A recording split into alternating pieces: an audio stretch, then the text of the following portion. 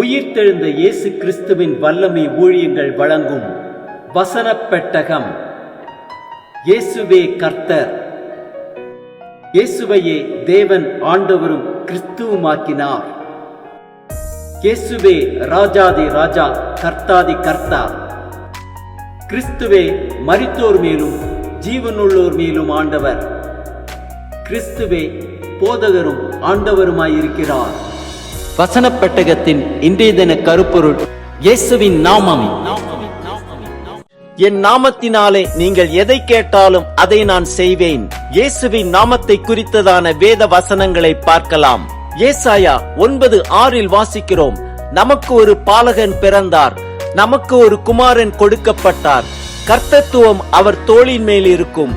அவர் நாமம் அதிசயமானவர், ஆலோசனை கர்த்தா, வல்லமையுள்ள தேவன், நித்திய பிதா, சமாதான பிரபு எனப்படும்.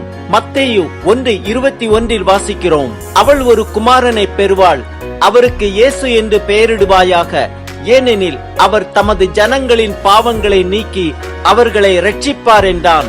மத்தேயு 28:18, 19, 20 வாசிக்கிறோம்: அப்பொழுது இயேசு சமீபத்தில் வந்து அவர்களை நோக்கி, வானத்திலும் பூமியிலும் சகல அதிகாரமும் எனக்கு கொடுக்கப்பட்டிருக்கிறது.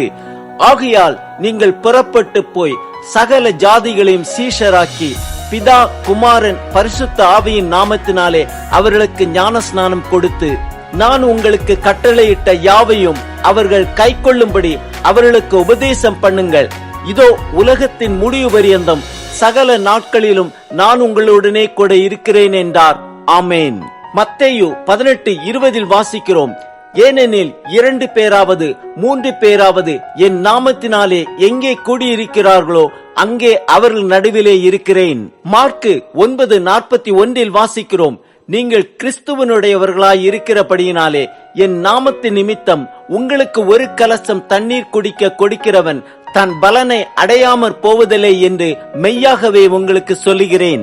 மார்க்கு 16:17, 18 வாசிக்கிறோம்: விசுவாசிக்கிறவர்களால் நடக்கும் அடையாளங்கள் யாவன? என் நாமத்தினாலே பிசாசுகளை துரத்துவார்கள், நவமான பாஷைகளை பேசுவார்கள், சர்ப்பங்களை எடுப்பார்கள், சாவுக்கு ஏதுவான யாதொன்றை குடித்தாலும் அது அவர்களை சேதப்படுத்தாது, வியாதியஸ்தர்கள் மேல் கைகளை வைப்பார்கள், அப்பொழுது அவர்கள் சொஸ்தமாவார்கள் என்றார். லூக்கா 10:17 வாசிக்கிறோம்: பின்பு அந்த 70 பேரும் சந்தோஷத்தோடு திரும்பி வந்து, ஆண்டவரே, உம்முடைய நாமத்தினாலே பிசாசுகளும் எங்களுக்கு கீழ்ப்படுகிறது என்றார்கள். யோவான் 14:13, 14 வாசிக்கிறோம்: நீங்கள் என் நாமத்தினாலே எதை கேட்பீர்களோ குமாரனில் பிதா மகிமைப்படும்படியாக அதை செய்வேன். என் நாமத்தினாலே நீங்கள் எதை கேட்டாலும் அதை நான் செய்வேன். யோவான் 3:18 வாசிக்கிறோம்: அவரை விசுவாசிக்கிறவன் ஆக்கினைக்குள்ளாக தீர்க்கப்படான், விசுவாசியாதவனோ தேவனுடைய ஒரே பேரான குமாரனுடைய நாமத்தில் விசுவாசம் உள்ளவனாய் இராதபடியினால் அவன் ஆக்கினை தீர்ப்புக்குட்பட்டாயிற்று.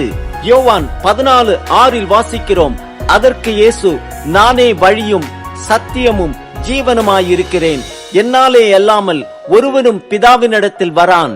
யோவான் 16:26 வாசிக்கிறோம்: அந்த நாளில் நீங்கள் என் நாமத்தினாலே வேண்டிக் கொள்வீர்கள், உங்களுக்காக பிதாவை நான் கேட்டுக்கொள்வேன் என்று உங்களுக்கு சொல்ல வேண்டியதில்லை. யோவான் 1:14 வாசிக்கிறோம்: அந்த வார்த்தை மாம்சமாகி கிருபையினாலும் சத்தியத்தினாலும் நிறைந்தவராய் நமக்குள்ளே வாசம் பண்ணினார், அவருடைய மகிமையை கண்டோம், அது பிதாவுக்கு ஒரே பேரானவருடைய மகிமைக்கு ஏற்ற மகிமையாகவே இருந்தது.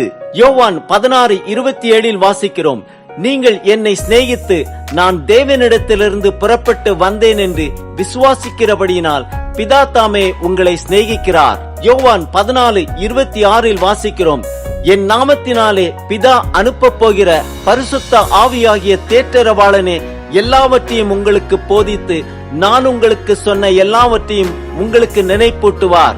அப்போஸ்தலர் 4:12 வாசிக்கிறோம்: அவராலே அன்றி வேறு ஒருவராலும் ரட்சிப்பு இல்லை, நாம் ரட்சிக்கப்படும்படிக்கு வானத்தின் கீழெங்கும் மனுஷர்களுக்குள்ளே அவருடைய நாமமே இல்லாமல் வேறொரு நாமம் கட்டளையிடப்படவும் இல்லை என்றான்.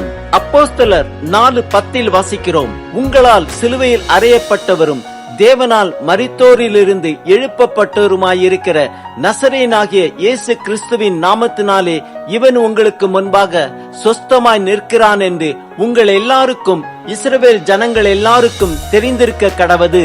ஆம், கர்த்தராகிய இயேசு கிறிஸ்து நாம் அவர் நாமத்தினாலே எதை கேட்டாலும் அதை அவர் நமக்கு செய்வதாக வாக்கு கொடுத்திருக்கிறார். வானத்திலும் பூமியிலும் சகல அதிகாரமும் பெற்றுக்கொண்ட இயேசு கிறிஸ்து கிருபையினாலும் சத்தியத்தினாலும் நிறைந்தவராய் நமக்குள்ளே வாசம் பண்ணி சத்துருவின் சகல வல்லமையையும் மேற்கொள்ளவும் நமக்கு அதிகாரம் கொடுத்திருக்கிறார். இயேசுவின் நாமத்தில் விசுவாசமுள்ளவர்களாய் சத்துருவை மேற்கொண்டு இருளில் இருக்கும் ஜனங்களை இரட்சிப்புக்குள் கொண்டு வருவோம்.